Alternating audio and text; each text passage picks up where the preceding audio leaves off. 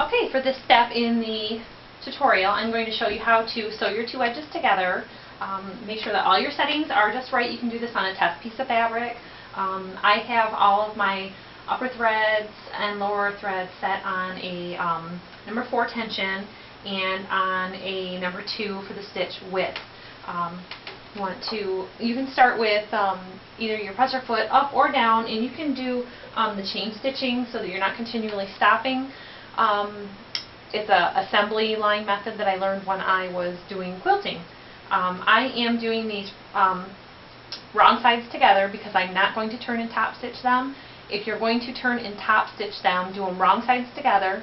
Leave an opening of about 2 or 3 inches so that you can turn them and then fold over and do your top stitch. So, and like I said, I am going to eyeball my corners. I like to start on a straight edge, not on a corner, so that I can get rid of the tail when I'm done.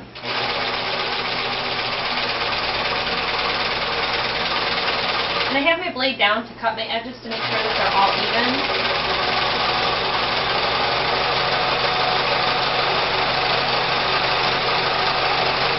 But with this 8 by 10 measurement, I don't want to lose a lot of the fabric, so I'm just kind of lining it up with the blade as I'm going.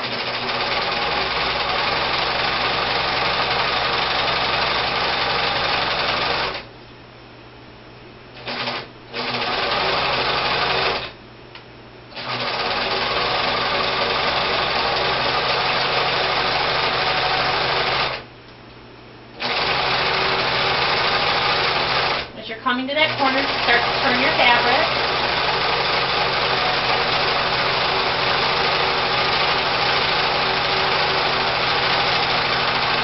And this is really fast with the serger. It goes a lot faster than with the sewing machine. And that's why I prefer this method to the turning and top stitching. So as you can see, when I started, I had a tail from the serger. And just so you know, I've only used the serger maybe a half a dozen times. I've made a couple batches of some diaper wipes, and I made a couple of cloth diaper covers, probably a dozen. So this is only about the 4th time I've had this thing out. Now when you're done here at the end, I'm going to go right over this tail, so it's going to cut it off, but it's going to leave me a new tail for my ending point.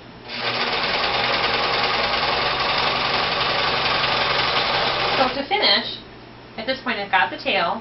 You can keep going, bring it around to the front because my cutting blade is down, and just like that it's done. Now to get rid of this tail, you can use some fray check and cut it to the end of that, and that will keep that from unraveling, or you can use a needle and thread this sprayed up into the other thread so that it's going to disappear, and that's probably what I'm going to do with it because I don't want to have to run to the store to buy more fray check. So that is your completed first baby wipe. I hope you liked the video, and I will be posting more in the future. Thank you.